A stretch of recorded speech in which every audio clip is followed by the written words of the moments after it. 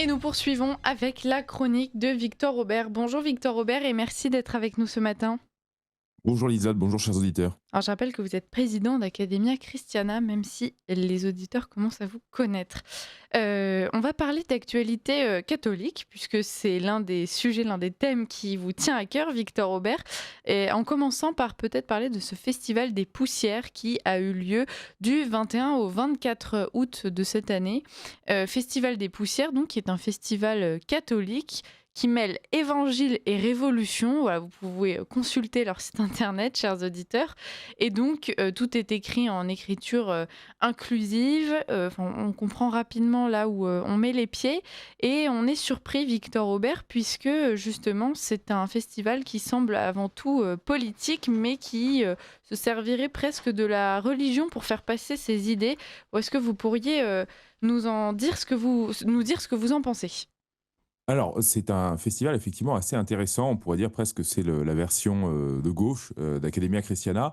Ça se déroule exactement au même moment. C'est une initiative un petit peu plus jeune, puisqu'elle n'a, je crois, que 3 ans, et qui est portée par un collectif qui s'appelle le collectif Anastasis. Alors, ça rassemble donc plusieurs centaines de jeunes chrétiens. Ils sont assez nombreux et ça ressemble vraiment beaucoup à une université. Donc, il y a à la fois des temps de prière, des débats, des ateliers, des concerts, toute une vie communautaire. Alors c'est peut-être pas tout à fait dans le même style, en termes d'odeur, c'est peut-être pas forcément, les mêmes relents que ce qu'on peut, trouver à Academia Christiana. Mais, c'est un festival donc, qui se veut chrétien, engagé, militant, autogéré, donc sans subvention, totalement, indépendant, des aides, de différentes, de l'État ou quoi que ce soit. Et qui veut lire l'Évangile comme un acte révolutionnaire, une critique sociale, politique du monde. Et en fait, dans ce festival, je trouve qu'il y a des choses à la fois intéressantes et évidemment des choses qui semblent aller assez à l'encontre des valeurs que nous pouvons porter en tant que Français enracinés, patriotes, etc. Mais sur la question de l'écologie, il y a, et je pense que c'est un des points d'accroche et d'origine pour comprendre cette mouvance, dans la lignée de l'encyclique Laudato Si du pape François, une volonté d'aller jusqu'à la radicalité dans l'écologie, d'aller chercher finalement toutes les incohérences que peut porter le système capitaliste. Et donc, à certains égards, eh bien, on peut trouver dans la critique qui est proposée par toute cette mouvance, alors cette mouvance, elle, comme je vous l'ai dit, hein, c'est à la fois le collectif Anastasis, à la fois un café, un tiers-lieu associatif militant à Paris qui s'appelle le Dorothy Café. C'est aussi la suite de la revue Limite, donc qui était une revue d'écologie intégrale plutôt d'inspiration conservatrice, qui a cessé de paraître il y a déjà 2 3 ans.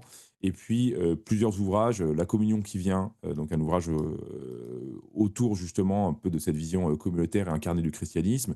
Il y a un récent ouvrage de Benoît Sibyl qui est paru aux éditions Adselem qui s'appelle Défense du pain et du vin et qui essaye de montrer justement un peu le manque de cohérence entre le fait bah, d'utiliser des réalités incarnées comme le pain et le vin à travers la liturgie et le fait que ces réalités soient totalement désincarnées dans le monde dans lequel nous vivons, puisque le pain est souvent le fruit de cultures OGM, perfusées finalement de produits chimiques de la même manière que le vin. Et donc, on retrouve à travers ce foisonnement la question de l'écologie vécue d'une manière assez radicale. Alors évidemment, les personnes qui portent ce festival, c'est une sociologie assez particulière, c'est souvent des jeunes trentenaires, plutôt issus de milieux bourgeois, beaucoup sont des anciens de Normal, etc. Et qui effectivement essayent de concilier à la fois le catholicisme avec une vision antifasciste, radicalement progressiste, ayant tourné vers l'accueil des migrants, l'accueil des minorités homosexuelles, enfin voilà, une sorte de christianisme un peu hybride, wokiste. Qu'est-ce qui peut faire le lien sans doute avec une mouvance comme celle d'Academia Christiana? Bah, c'est d'une part la question de la religion, d'autre part la question de l'écologie, et ensuite bah, effectivement beaucoup de liens d'interconnexion, puisque beaucoup de personnes finalement issues de cette mouvance ont pu se croiser, notamment certains sont parfois passés à travers des mouvances proches de la Manif pour tous, même si tout ça est un grand foisonnement assez hétéroclite, mais que je vous invite néanmoins à suivre parce que c'est intéressant et ça fait partie de l'actualité de l'Église aujourd'hui. Voilà. Et alors, si jamais le Festival des Poussières vous tente peu, chers auditeurs, eh bien, il y a aussi moyen de s'engager dans la vie politique.